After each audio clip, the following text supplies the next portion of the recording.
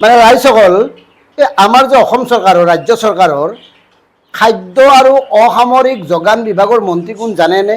আমিও বৰ বিশেষ নাজানো, বৰ বিশেষ দেখা নাই। তথাপিও গুগলত বিচাৰিলোঁ, অসম গভৰ্ণমেণ্টৰ পৰ্টেলত বিচাৰিলোঁ, দেখিলোঁ ৰঞ্জিত কুমাৰ দাস ডাঙৰীয়া এই বিভাগটোৰ দায়িত্বত আছে। কাম কাজ বিশেষ নাই যদিও ফটোখন এইকাৰণে লগাইছোঁ, অন্ততঃ তেওঁ যাতে কথাবোৰ শুনে যদি প্ৰয়োজন হয়। অৱশ্যে আমাৰ এই প্ৰতিবেদনৰ উদ্দেশ্য মাননীয় মুখ্যমন্ত্ৰী ডক্টৰ হিমন্ত বিশ্ব শৰ্মা ডাঙৰীয়াৰ দৃষ্টি আকৰ্ষণ কৰা। মাননীয় মুখ্যমন্ত্ৰী ডাঙৰীয়া আপুনিয়ে মন কৰক, এতিয়া ভেজাল ক'ত নাই? অসমৰ ৰাইজক সোধক কোনটো বস্তুত ভেজাল নাই বা খাদ্য সুৰক্ষা বিধিমতে সকলোবোৰ খাদ্য যোগান ধৰা হৈছেনে? কথাটো এইকাৰণে ক'লোঁ, এতিয়া প্ৰতিটো সামগ্ৰীতে কেৱল ভেজাল।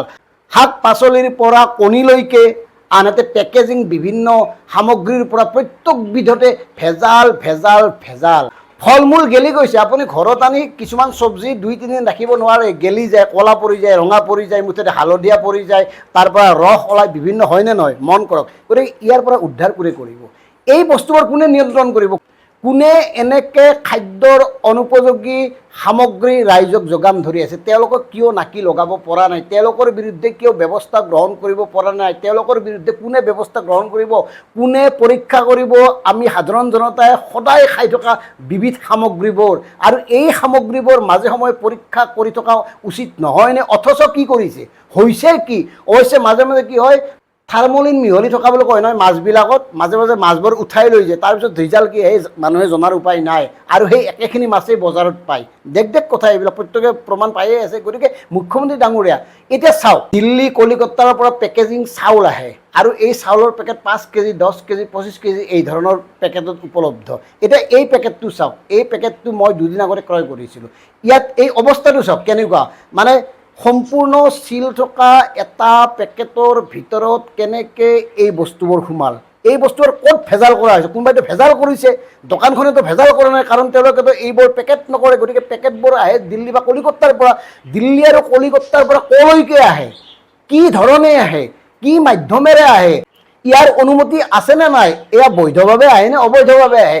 এই কথাবোৰ কোনে ক'ব? এই প্ৰশ্নৰ উত্তৰ কোনে দিব? এই মুহূৰ্তত এইটো আটাইতকৈ গুৰুত্বপূৰ্ণ কথা। এইকাৰণে কৈছোঁ, আমি দৈনন্দিন জীৱনত কিছুমানে বিষ খাই আছোঁ এই ৰঞ্জিত দাস জাতীয় যোগান মন্ত্ৰীৰ অকৰ্মণ্যতা আৰু কাণ্ড জ্ঞানহীনতাৰ বাবে। কোনো ধৰণৰ ব্যৱস্থা নাই পৰীক্ষা নিৰীক্ষাৰ।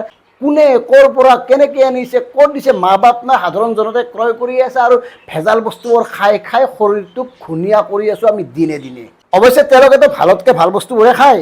তেওঁলোকেতো আৰু আপেলটো, কমলাটো বা অন্যান্য ফল মূল এনেকৈ টিপি টিপি নাচায়, তেওঁলোকে ক'ব ভালটো দিয়ে। আৰু তেওঁলোকৰ অনা মানুহ থাকেতো, গতিকে তেওঁলোকৰ 500 টকা হ'লেও বা 1000 টকা হ'লেও আপেলৰ কেজি বৰ বিশেষ গাত নালাগে। কিন্তু সাধাৰণ মানুহ, এই যে সাধাৰণ মানুহখিনিক যে এই ধৰণে তেওঁলোকে হিতাধিকাৰী সজাই দৌৰাই ফুৰে, তেওঁলোকৰ জীৱনৰ কথা এওঁলোকে চিন্তা কৰিব নালাগে? তেওঁলোকৰ স্বাস্থ্যৰ কথা এওঁলোকে চিন্তা কৰিব নালাগে?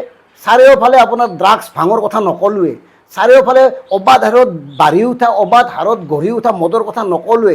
গতিকে একাংশই মদো খাওক, 2 নম্বৰী মালো খাওক, কিমান দিন থাকিব অসমীয়া জাতিটো এনেকৈ? আৰু এওঁলোকে ভাবে এওঁলোকৰ ল'ৰা ছোৱালীটো ভাল মালে খায়, তেওঁলোকৰতো কোনো ভেজালি বস্তু নহয়, ভালতকৈ ভালটো খাই, পইচাৰ কথা নাই। সেইকাৰণে সাধাৰণ জনতাই কি খাইছে, কি লৈছে, কেনেকৈ চলিছে জনা শুনাৰ কোনো প্ৰয়োজন নাই। চলি থাক তোমালোকক চলাইছোঁ, 1250 টকা দিছোঁ, হাততালি বজোৱা, পিছে পিছে জিন্দাবাদ জিন্দাবাদ দি ধনী দি ফুৰা, এনেকৈয়ে চলি আছে বৰ্তমান ৰাজনীতি, এনেকৈয়ে চলি আছে বৰ্তমান চৰকাৰৰ কাম কাজ। সেইকাৰণে মুখ্যমন্ত্ৰী ডক্টৰ হিমন্ত বিশ্ব শৰ্মা ডাঙৰীয়া, আপোনাক বিনম্ৰভাৱে আবেদন কৰিছোঁ, সাধাৰণ মানুহে আমি বৰ বেমাৰী হৈ গৈছোঁ।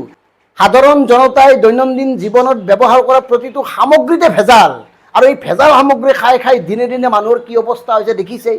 গতিকে ইয়াৰ এটা ব্যৱস্থা কৰক। এই যে মই দেখুৱালোঁ এই চাউলখিনি এটা উদাহৰণে, অনেক সামগ্ৰীত ভেজাল, চবতে ভেজাল, শাক পাচলি, কণী, পেকেজিং, খোৱা সামগ্ৰী চবতে ভেজাল, ঔষধতো ভেজাল। গতিকে ভেজাল কৰা 2 নম্বৰী ব্যৱসায়ীসকলক চিনাক্ত কৰক, কঠোৰ ব্যৱস্থা লওক। এই ভেজাল সামগ্ৰীয়ে শিশুসকলৰ জীৱনলৈ কি এক ভয়াৱহ ভৱিষ্যত, কি এক ভয়াৱহ সংশয় কঢ়িয়াই আনিছে, হয়তো আজি সাধাৰণ মানুহে বৰ বিশেষ অনুভৱ কৰা নাই। এনেকুৱা এটা দিন আহিব, এনেকুৱা এটা সময় আহিব, হয়তো এদিন এই আমি যে সদায় খাই থকা সামগ্ৰী আমাৰ মৃত্যুৰ কাৰণ হ'ব।